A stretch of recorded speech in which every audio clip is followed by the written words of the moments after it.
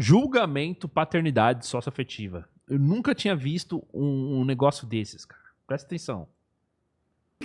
Então levou a menor para fazer teste de DNA, pois queria ter certeza que as menores, de fato, não eram suas filhas. E o exame de DNA confirmou a inexistência do vínculo biológico. Doutora Inani.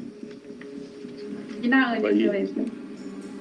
Bem, a senhora tem a palavra pelo prazo regimental, 15 minutos.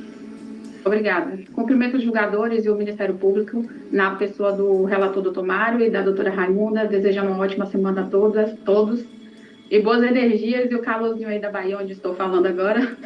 O caso Intelo se trata de uma ação negativa de paternidade distribuída por um homem comum que foi enganado pelo período de 9 anos.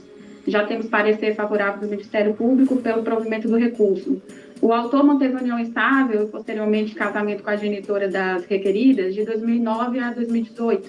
Em 2010, elas nasceram gêmeas e foram registrados pelo autor, que é pessoa religiosa e acreditava, na época, ser pai dessas crianças. Quando da separação, o ex-casal judicializou os termos de guarda e pensão das infâncias. Ocorre que em junho de 2020, quando ele foi realizar exames de rotina, incluindo o espermograma, descobriu a infertilidade. Como a infertilidade é diferente de esterilidade, para se assegurar de que realmente não eram suas filhas, ele realizou um exame de DNA e constatou em agosto de 2020 que as gêmeas não eram suas filhas. Nessa data, então, ele conversou com as infantes, certificando-as da notícia de que não era pai biológico, e a partir de então cessou completamente todo e qualquer contato com as infantes. Ele ingressou com a ação negativa de paternidade e passou a realizar tratamento psicológico. Há mais de 4 anos, datado de hoje, o autor não mantém nenhum tipo de contato com as requeridas.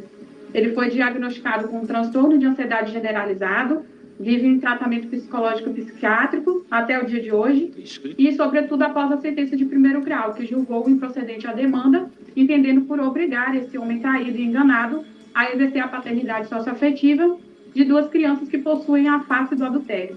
A questão técnica aqui a ser observada é o vício de consentimento, uma vez que o registro nominal e o exercício das obrigações parentais foram assumidas pelo autor em virtude de ter sido enganado, o que ele jamais teria feito se soubesse a verdade.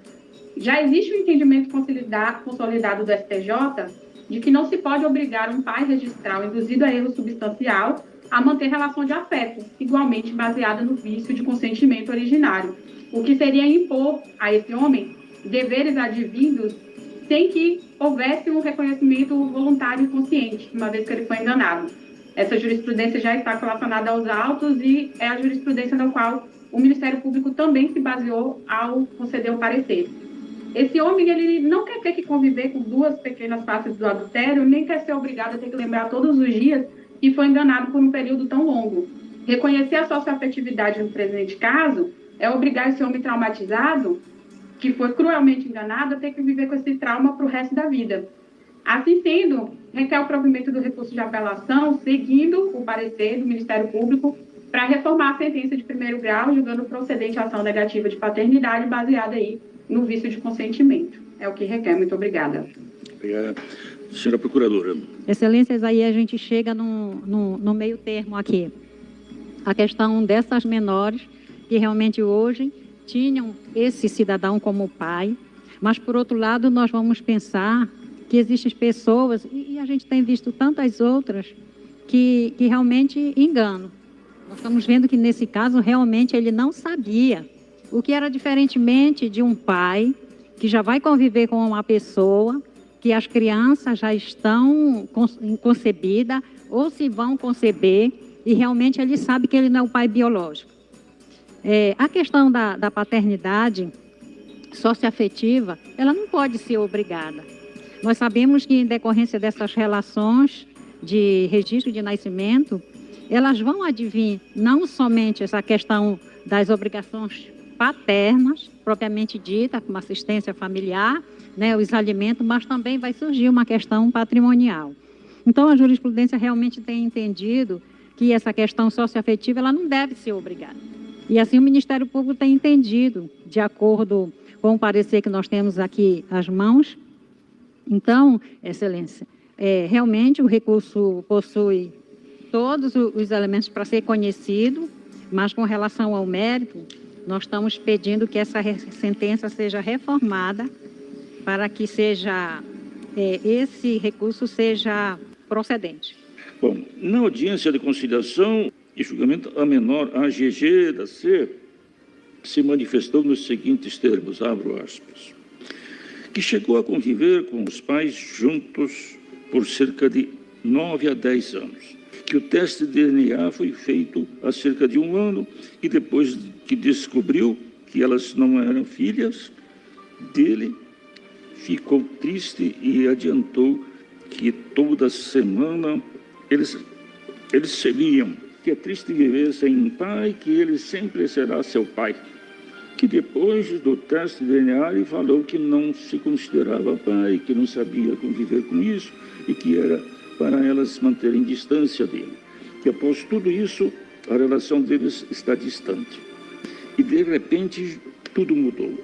Que fez tratamento psicológico na igreja, que para ficar tudo bem seria bom o aumento da pensão. E que eles pudessem ter contato, que o dinheiro que ele dá é pouco, já que elas não têm casa própria, sabe que ele não quer ter contato com ela. A outra menor também vai no mesmo sentido. Tanto é verdade que o apelante deseja a exclusão de sua paternidade dos registros das apeladas. Eu entendo que a paternidade afetiva tem que ser de mão dupla, que não adianta o filho querer ser filho se o pai não quer.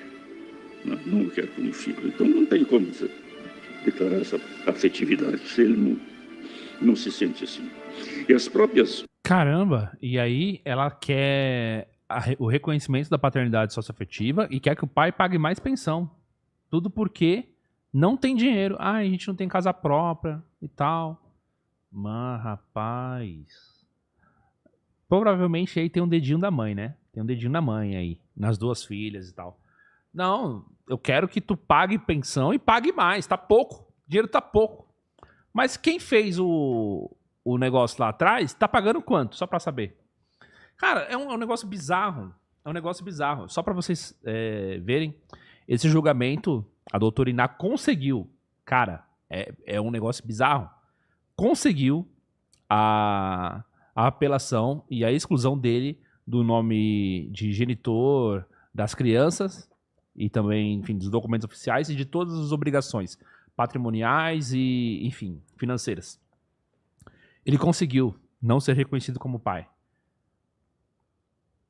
Essa é a verdade. E aí, deve ter entrado também com uma multinha aí, né? Um processinho para multar a pessoa, né? A mãe, que fez isso com ele. Iludiu, enganou, mentiu. Esse vício de consentimento com um negócio tão grave, cara, acabou com a vida do cara. Acabou. O cara, tratamento psicológico, psiquiátrico, remédio pra dormir, desde quando aconteceu isso. Muito bom esse vídeo. Deu pra perceber que ainda existe justiça no Brasil. Você viu as palavras do desembargador? Palavra da advogada, a palavra da procuradora, palavra do desembargador. Não tem como brigar. E ainda mentindo. Mas assim, pra mim é uma cara de pau. Falar primeiro que não, ele tem que pagar pensão e ainda tem que pagar mais, que tá pouco. Uma cara de pau, velho. Sinceramente, não dá. Apelados afirmaram em entrevista para a equipe psicossocial e em depoimento prestado na audiência de instrução e julgamento que já não mantém contato com o apelante. E este, em seu relato, não demonstra intenção de restabelecer o convívio com as meninas. Diante do exposto, dou provimento ao recurso de apelação para declarar que o apelante não é pai e das apeladas e anular os registros de nascimento com exclusão do nome do autor, dos nomes dos avós paternos, bem como suprimir o patronímico paterno do nome das menores. É o voto. Como vota o desembargador Carmo? Parabéns aí. Parabéns ao doutor Iná que conseguiu isso. Meu, Teste de DNA deveria ser obrigatório antes do registro de qualquer criança. Não tem como discordar. Hoje no Brasil, cara, já tá lá, pô, pega lá, faz lá o exame, entendeu? Pronto, pega o pai. Ah, não sabe quem é o pai? Então deixa sem pai. Só não põe um otário pra bancar a vez do negócio, né? Pelo que eu entendi, são 2 filhas, então, tipo, elas eram gêmeas, né? Ou será que as 2 não têm pai? Não, são gêmeas, né? São gêmeas. Isso daí, provavelmente, pelo que eu entendi... Pelo que eu entendi, né? Cara, é um caso que vale sim uma indenização. Vale sim uma indenização. Gostou desse corte e não quer perder nada do canal mais Red Pill do Brasil? Já se inscreve aqui no Redcast e pega a visão.